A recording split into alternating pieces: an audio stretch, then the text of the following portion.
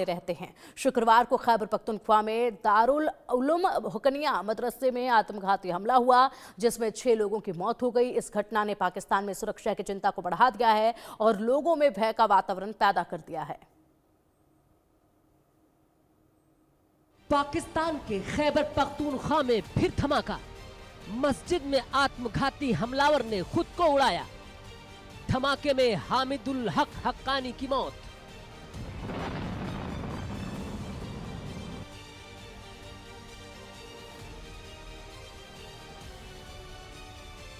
पाकिस्तान में एक तरफ चैंपियंस ट्रॉफी का आयोजन हो रहा है, दूसरी तरफ भीषण बम धमाके ने देश को दहला कर रख दिया है। मदरसे में हुए आत्मघाती हमले से खिलाड़ियों की सुरक्षा को लेकर गंभीर सवाल खड़े हो रहे हैं।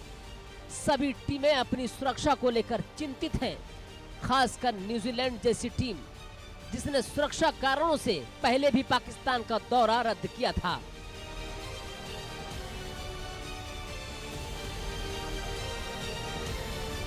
पाकिस्तान के खैबर पख्तूनख्वा में दारुल उलूम हक्कानिया मदरसे में एक आत्मघाती विस्फोट हुआ, जिसमें कई लोगों की मौत हो गई और 20 से ज्यादा लोग घायल हो गए।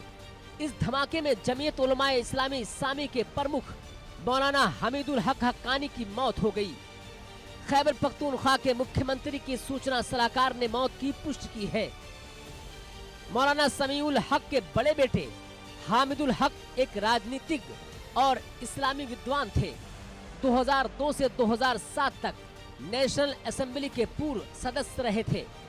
अपने पिता की हत्या के बाद जामिया दारुल उलूम हक्कानिया के कुलपति बने और JUIS के अध्यक्ष के रूप में भी काम किया। 2023 में उन्होंने धार्मिक कूटनीति के हिस्से के रूप में अफगानिस्तान में पाकिस्तानी धार्मिक विद्वानों के एक प्रतिनिधि मंडल का नेतृत्व किया और तालिबान नेताओं से बातचीत की।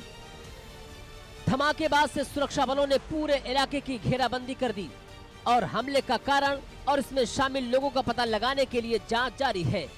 शुरुआती जानकारी में सामने आया है, नमाज के दौरान मस्जिद के मुख्य हॉल में भारी संख्या में लोग मौजूद थे। तभी अचानक आत्मघाती हमलावर ने नमाज खत्म होने के बाद खुद को उड़ा लिया।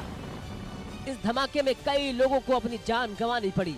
रिपोर्ट में कहा गया है कि मौलाना हामिदुल हक हक्कानी विस्फोट का टारगेट थे।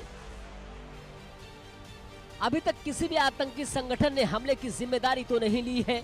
लंबे समय से पाकिस्तान दोहरे विद्रोह से जूझ रहा है। एक का नेतृत्व इस्लामी चरमपंथियों की ओर से किया जा रहा है और दूसरे का नेतृत्व जातीय अलगाववादियों द्वारा किया जा रहा है, जो सरकार पर संसाधनों के आवंटन में भेदभाव का आरोप लगाते हैं। अफगानिस्तान में तालिबान की विचारधारा और आत्मघाती बम विस्फोटों के मुखर समर्थक हामिदुल हक हक्कानी आखिर में उसी चरमपंथ का शिकार हो गए जिसका उन्होंने समर्थन किया था।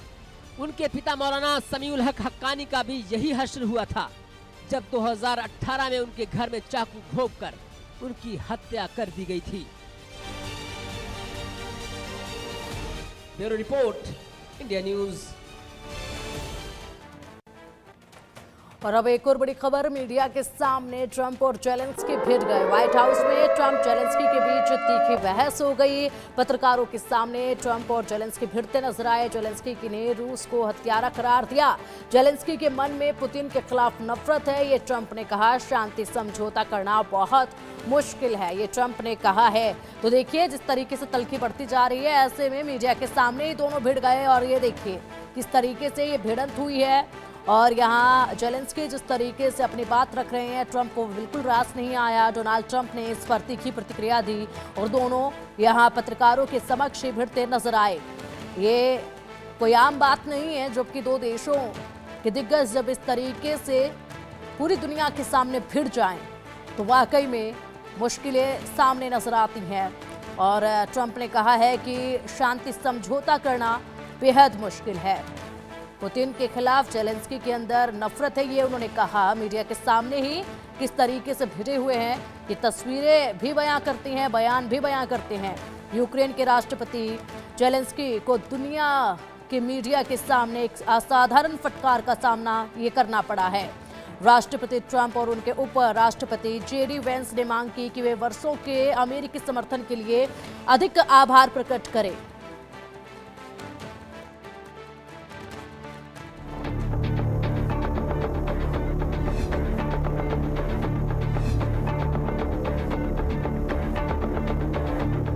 न दाना मिला न पानी।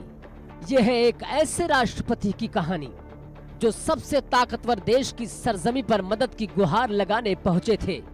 नाम है Zelensky.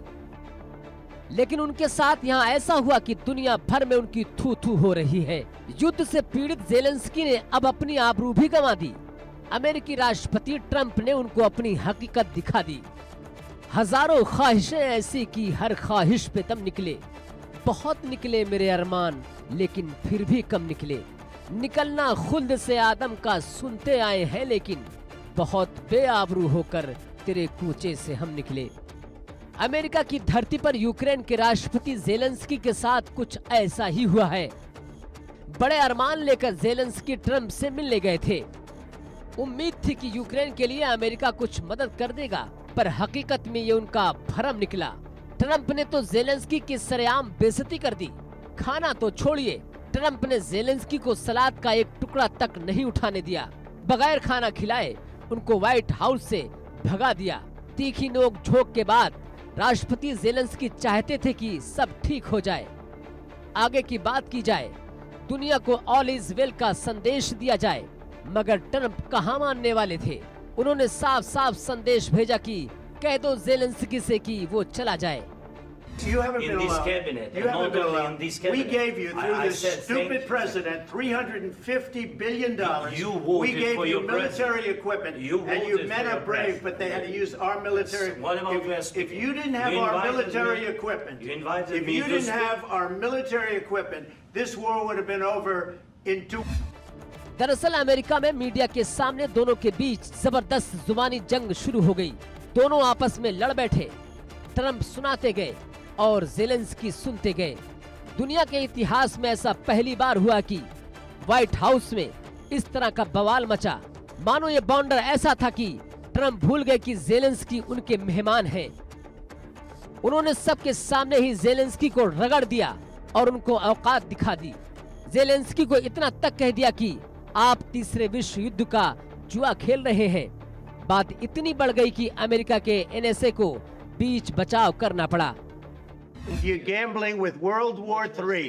You're gambling with World War III. And what you're doing is very disrespectful to the country, this country. You don't have the cards. You're buried there. Your people are dying. tell you You're again, running I low know. on soldiers. Don't- Listen, don't, please, you're running Mr. low Pratt. on soldiers. Trump ने Zelensky को ऐसी फटकार लगाई कि शायद उनको कई दिनों तक सपने में भी ट्रंप ही दिखेंगे और ऐसी इंटरनेशनल बेइज्जती वो जीते जी भूल नहीं पाएंगे। 45 मिनट की बातचीत में आखिर के 10 मिनट तो मानो बात का बतंगड़ नहीं बाउंडर हो गया। ना कोई समझौता, ना ही कोई छोटी मोटी डील हुई, तो सिर्फ ट्रंप की तरफ से युद्ध रोकने की अपील। लेकिन उनके मुताबिक ज़ेलेंस्की की इसमें दिलचस्पी नहीं दिखी, जिसके बाद ट्रंप ने साफ कहा कि यहाँ से चले जाओ और शांति के लिए तैयार हो तभी आना। Bureau report, India news. और चलिए बुलेटिन में रुकेंगे एक छोटे से ब्रेक के लिए। जल्द हाजिर होंगे, बने रहिएगा हमारे साथ।